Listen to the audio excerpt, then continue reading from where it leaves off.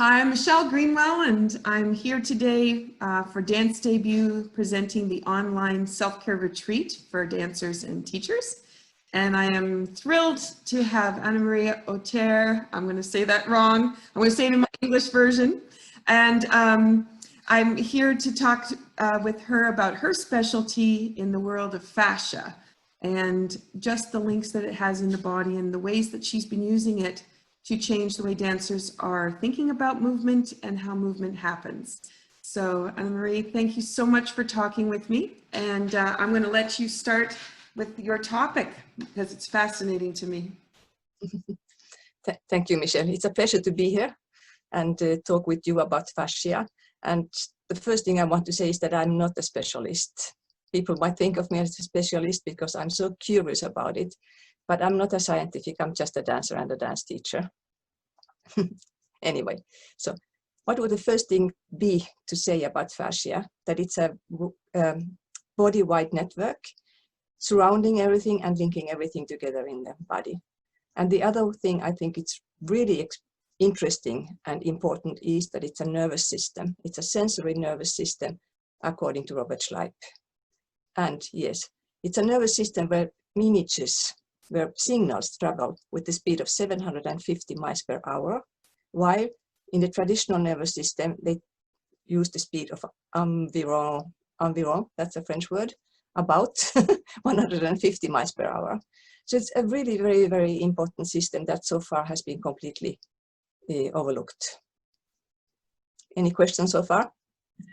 No, I love it, and it's true because with the work that I do with the meridians, things travel faster than the speed of light, and we're not as slow as we think we are by the synapse system. So yeah, exactly. Yeah, there's been some measurement about the fascia and how fast it travels, and they found the speed of 750.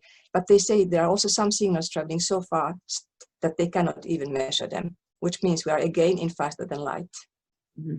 Exactly. Yeah, and they also see that in the fascia there are points which are really the same points as acupuncture uses, have more energy in the fascia than all over fascia.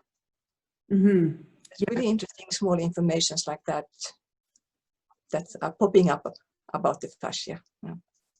Yeah, and the link in there of just as you're saying that, that link of the meridian lines, which is what acupuncture is using, and how it connects the fascia so quickly in different areas of the body and in links we're not even aware of. And it completely changes the way that movement's going to happen. Yeah, absolutely, yeah. And that's also why it's so important that the fascia is free, because if you're injured, the fascia gets tight, and even when it's tight in one area of the body, it will create tension in at least two. It cannot just go like this, it has to go like this as well. So it's really very important to keep the fascia free and flowing. And today there are very few methods to do that. In the States and what I know from Scandinavia, they believe in pressure. Like, what's her name? The first person who started talking about fascia.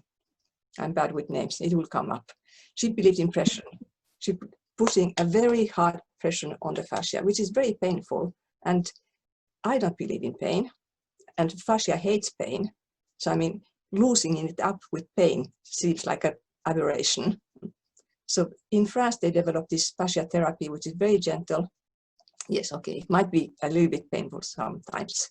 If your quadriceps are completely glued to your leg, then it's painful to free it. That's true. But otherwise, it's a very gentle, very soft therapy where they take the movement. If I put my hands here on your body, then the fascia will move. It's always dancing. So you will just follow it very, very gently until it stops. Then you wait until it says, I don't like being here all the time. I will move again. And then very, very slowly you follow its movement and it will move where you ask it to move. It can be sideways. It can be up and down. Sometimes it's just dancing, doing funny things. Then you don't really know what to do. You just follow it. That's what I do when I improvise with it. I just follow what it says to me. Mm-hmm. Really nice. You can see on the video that I sent you. Yes, and the videos will be posting up as well so that people have a chance to really understand and get to know the fascia. Yeah, yeah, yeah. And as well, you had sent me a handout, which will also go up onto Dance Debut's page, so that people can see some of the photographs that you've got there. Nice. Okay, nice. Yeah, I sent you another article that I found on the net today as well, which is much more scientific. So you can post. I suppose you can post that as well. But it's easy to read. It's easy to understand, and it's very clear. So Perfect. That's great. yeah. So what else? Fascia. Yeah, Danny Bois, who created the fascia therapy in France, was a student of somebody who was called Christian Carini, who was almost blind when he was born. And he was very often with his grandmother, and the grandmother always, oh, put your hands on my spine, that always helps my back pain. And when he was 12, he was already treating the whole village. And when he was 17, he said, I need to know what I'm doing. I need to feel what's going on under my hands. So he operated his eyes and learned anatomy. By then, he didn't even know how to read or write or anything. And he created the first fascia therapy, which is very different from Danny Bois. He only puts energy. He treats only by energy. And that didn't help my dancer 35 years of having only danced, or 40 years of only dancing and not treating my body muscular system, which was kind of tight. And this fascia therapy, moving the muscles from one side to the other, released all those tensions. They did treat organs. They treat everything in the body. To come back to where I was, he created also this gymnastique sensorielle, very inspired by Tai Chi, but he has created a whole series of very nice movements that you go very, very slowly through them because you follow the fascia speed. And that's what I've noticed with the Tai Chi that I practice, same as you, the body gets tight, and it's that movement and that expansion with the deep breath and the calm mind, and the movement that you can feel, rather than you're producing a look, you're actually feeling where you want to go with it and how it's going to expand. Yeah, absolutely. Yeah, and it's actually quite easy to feel, and everybody can, I think, do it. I have done it with all my students. So they're laying on the floor. One person puts her hands on I usually use the thigh muscle, the quadriceps, because you can really hold around them.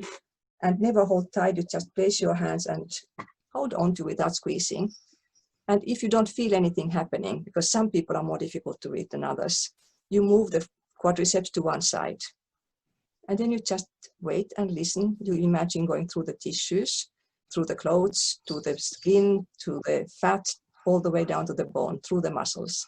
And then at one point you will feel under your hands that the fascia pushes it back to the other side. It wants to move to the other side.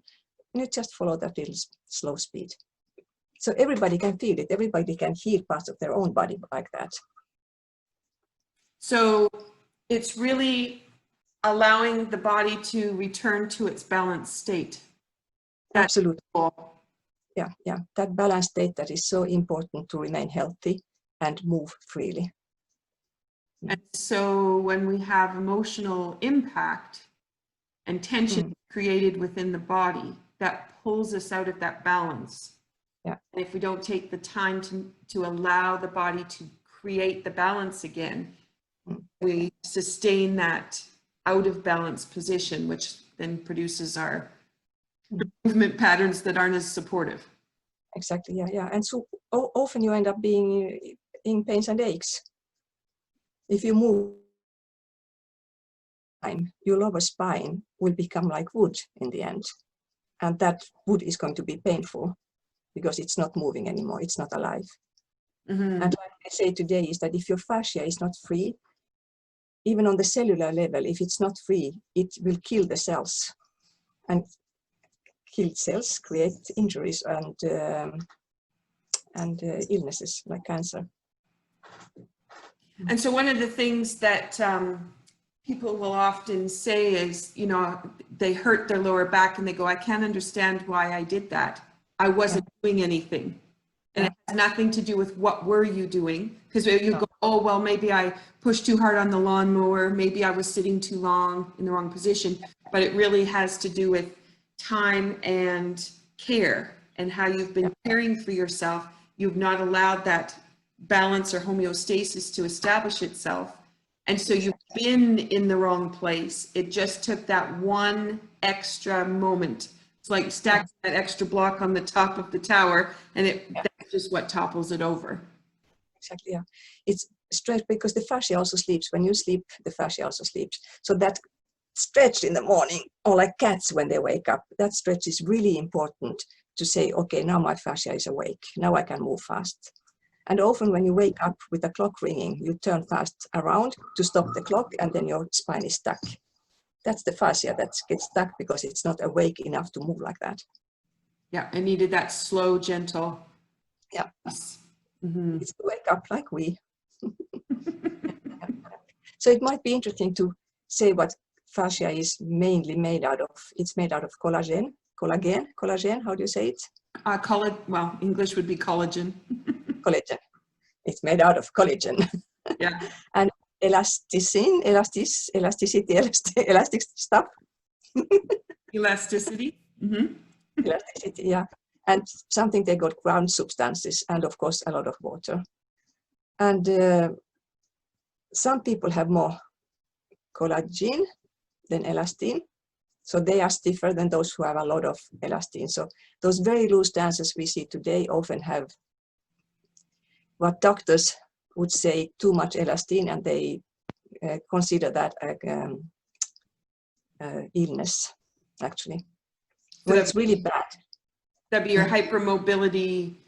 Hypermobility syndromes, yeah. And sometimes there are even holes in the connective tissue. That's really a sickness. Then nothing holds together anymore. And since your ligaments, everything that's white in the body is fascia. So your ligaments, your tendons,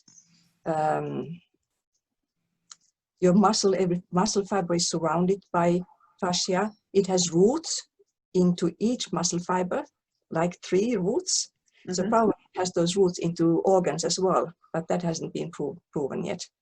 That's what I think, but it needs to be proven. Yeah. And then it creates, let's say that 10 muscle fibers together make a little bulk, and then these little bulks make a big muscle bulk. And they end up in tendons or aponeurosis to attach them to muscles, to bones.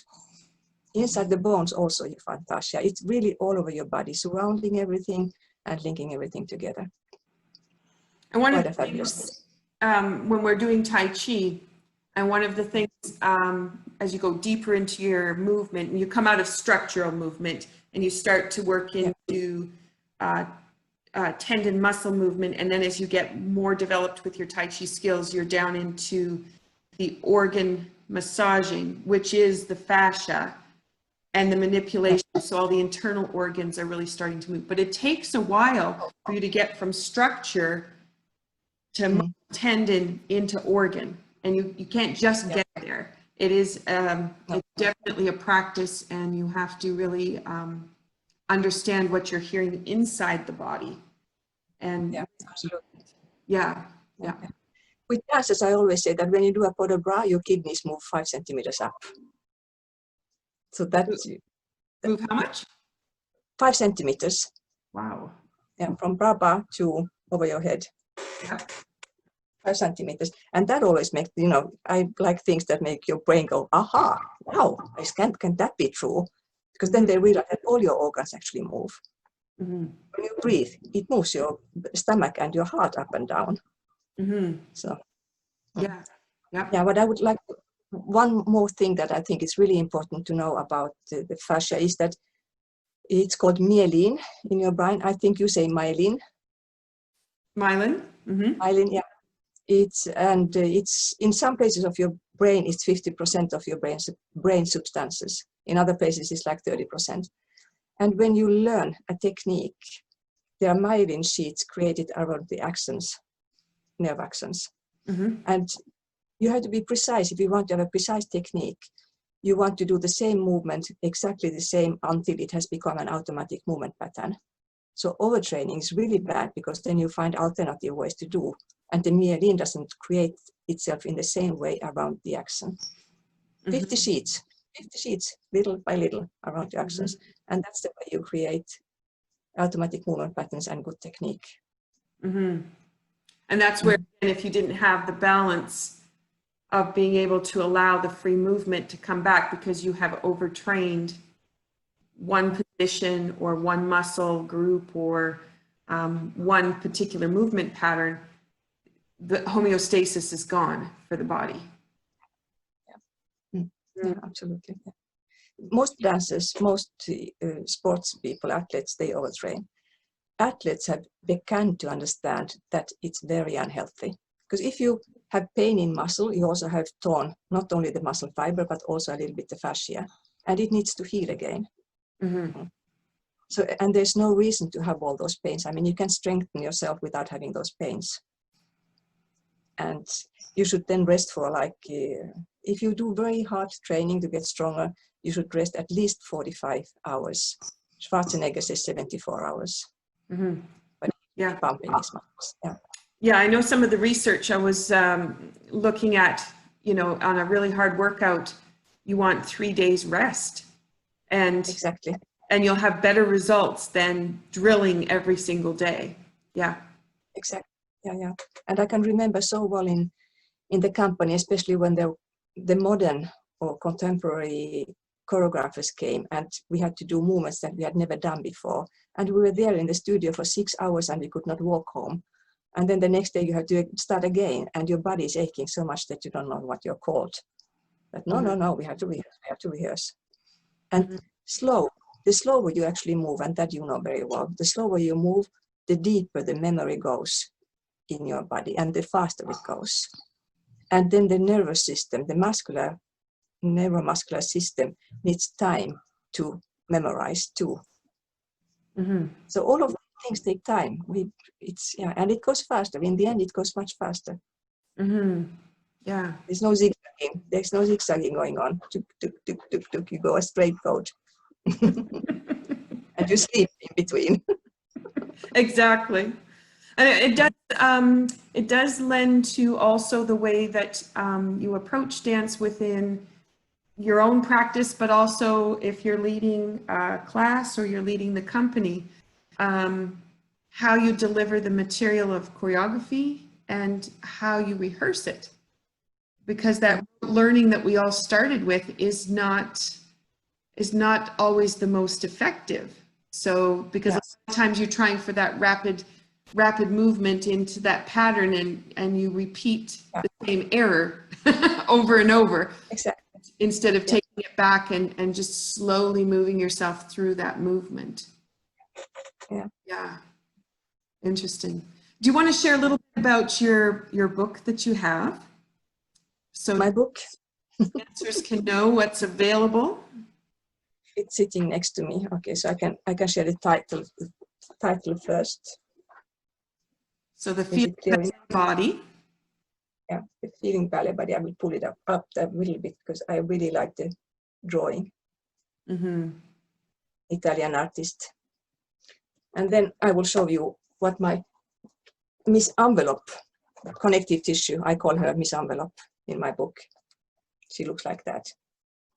And I love, because you did change all the names of structure within your book to take away from thinking about the concepts the way they have been delivered to us and to provide us with a new way of thinking about them. I appreciated that in the book. Yeah, I remember you said that, and I was really happy about that because the reason why I did it is because I'm not an anatomist. So I couldn't use all those anatomic terms that I never was really interested in. I mean, it's a living thing for me. It's not a word that I can't really understand. So muscles became Marcel. And I can show you this one as well. And Marcel lives in the dancing instrument, as you know. Yeah. So I have red muscles and white muscles. Red muscle fibers and white muscle fibers. And that was another thing. I mean, okay, let's just talk a little bit about muscle fibers because it's really interesting. When you know that white muscle fibers, the superficial muscles. We still have a name for that in English. They do only 3 things. They do running, jumping, and climbing. End of the story. So how often in dance do we run, climb, and jump? Basic technique is none of those. Mm-hmm. So technique is in the hands of red muscle fibers. La musculature profonde, the deeper lying muscles. Mm-hmm. They used to be core muscles, but ever since Pilates changed the upper body to be the core, we can't use them anymore. They become trunk muscles. Okay. So I call them the deeper lying red muscle fibers. Mm-hmm. So technique is in all those. The turnout muscles are red, psoas is red, all the little muscles along the spine that we use to bend and do arabesques and whatever it is, red. And those red muscle fibers are linked to the emotional nervous system, Mm-hmm. which also changes completely how you teach, because you should then teach kindly. Yes. When people are screamed at, they don't listen anymore. And they fascia and their red muscle fibers all go, they shrink together and tremble. Yes. So, yeah. yeah. That segues beautifully into the theme for today, which is emotions and how to release that kind of tension. Because while you're in a learning position, you have a lot of different emotions that come into you. But also if you take on a character, your character will have emotions. And then being really aware of what you're doing with them within your body, and then how to release them, not being that character anymore. Yeah. Yeah, yeah. I've actually created a method with the neutral mask where you express all feelings only with the body and without necessarily going through the emotions. You just have to know the positions. Mm-hmm. Mm-hmm. Because it's, you feel when you're sad, you know which kind of position you put yourself in. You can just do that with your muscles without emotions. Right. They might come, of course, because they are linked together, but it's another key to go in instead of going through the crying and the emotions to get the play right. You can go through the body and it will be less painful for you. Right. Yeah. You can't die 364 times a day or a year, I mean, in Romeo and Juliet. That's right. That's right. Oh, beautiful. So did you want to share a little example of movement that I know you talked about putting the hands onto the quad and being able to play with it that way. And I'm hoping people will have someone in their house that they'll be able to do that with. Is there something else that you'd like to explore? So, I send you the plié. Is that the handout I sent you? Was that the plié? So we can talk about that a little bit. And then you need the person who is doing plié and 3 pairs of hands. Because basically your pelvis actually, when you start doing a plié, the sitting bones move a little bit away from each other, and which means that the pelvis turns slightly in. It's very, very small movement, but the fascia always makes movements feel bigger than they are. Mm-hmm. Your femoral bone turns out and your tibia turns in. And when you just place your hands on these different parts of the body, you can choose to be around the muscle or hold it from the same side. Never get my camera in the middle. And the person doing the plié must do it really slow. It should be with the speed of the fascia. So, but the slower you move, the better it is for the other people to feel what's going on. And they don't move the fascia, they just feel where it goes. And if it goes far, follow it. Okay. Mm-hmm. Yeah. And you can feel immediately, then testing is very important. You should always test before what you feel like before and after. Mm-hmm. And it really makes the plié so smooth, so fast, and then it stays with you. The memory goes somewhere very deep into your fascia and into your body. I don't know how that happens scientifically, but I can so clearly feel it. You do the Padma Bandhas in the same way. You do your rondes arms in the same way. And they become automatic very fast. Mm-hmm. And that's also when I start doing développés and things like that, I use my hands a lot to help people before they are strong enough. Mm-hmm. So you guide the movement, and they do just the necessary effort to not engage those superficial big muscle groups.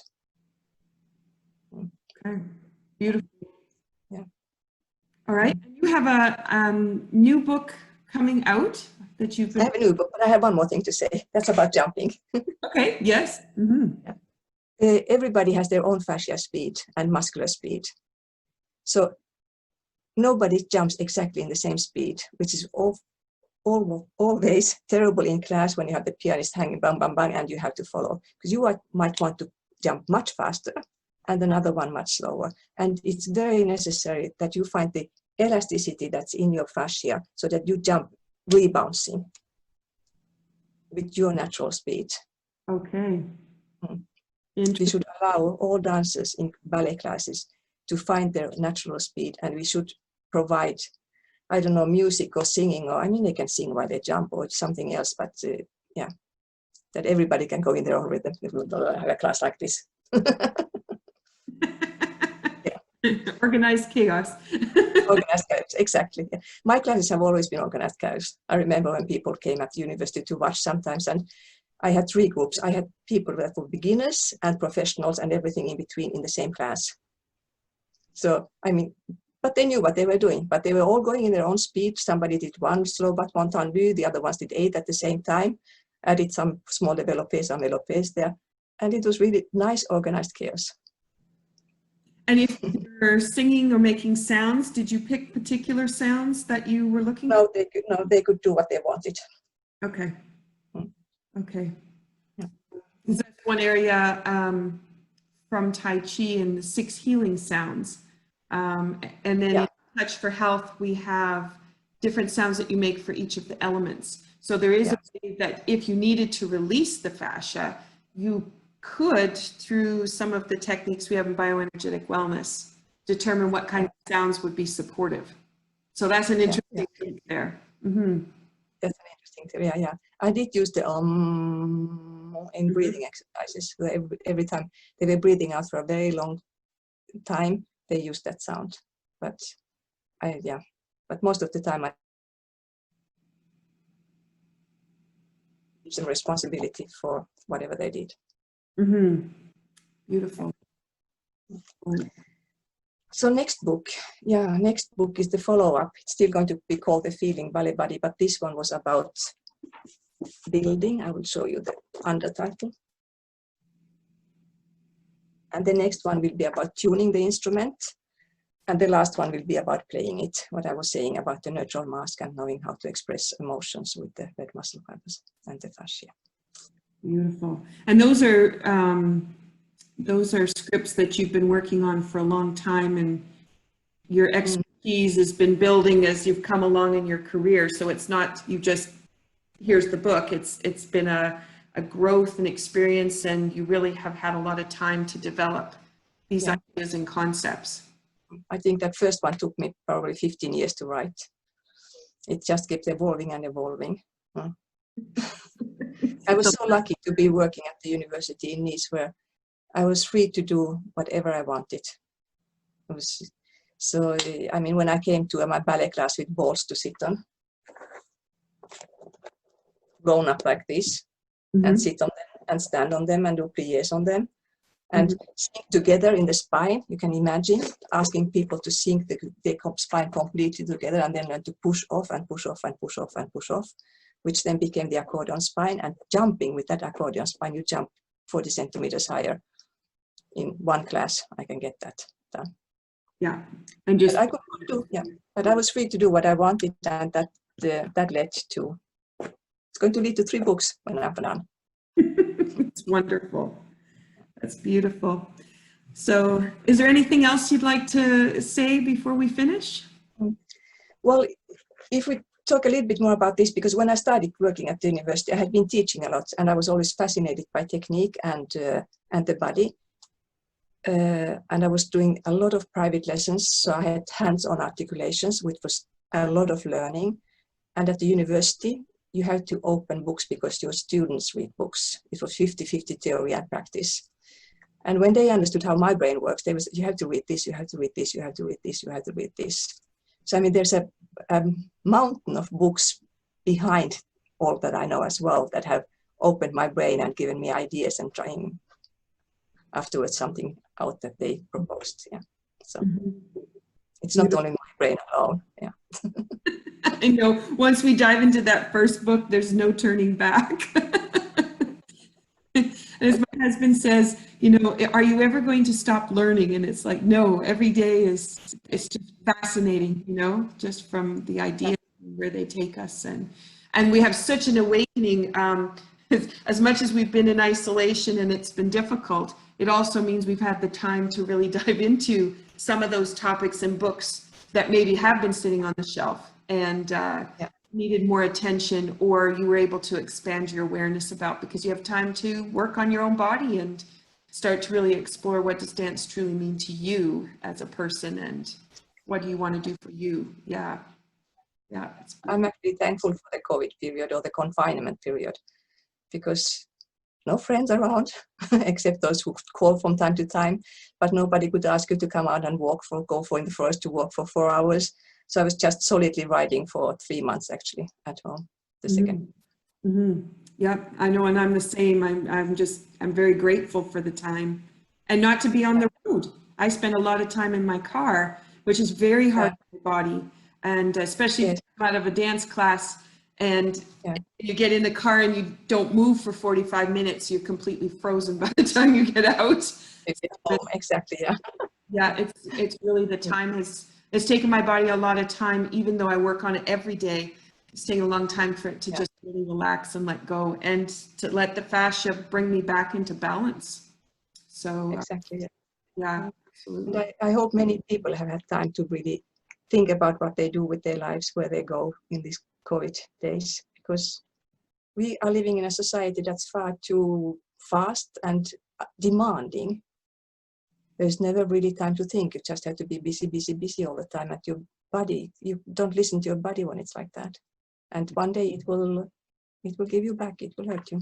It's telling us, it gives us clues. We just don't listen until the clue is strong enough. Yeah. And then we numb it. And then we wait until another clue comes along to make it even more. Yeah. It's crazy cycle. So I hope you and these times and us all together, that we can manage to change ideas about the body and that we need to listen to it. And that the fascia is a great tool for that because it tells you so clearly. Yeah, beautiful. Thank you so much for your work and for sharing. And I know. Thank you, Michelle, for asking me. It's great. I hope it was clear enough that I didn't go too fast and speak funnily. Perfect. So, and I know both of us are working with the Young Healthy Dancer Project and changing the way people are thinking about dance and movement and care and how to change the way we're thinking about how our youth are coming up. And so I'm looking very forward to being on that project with you and seeing it expands us globally. So, all right. Thank you so much. We've opened the world. Thank you, Michelle. Bye-bye.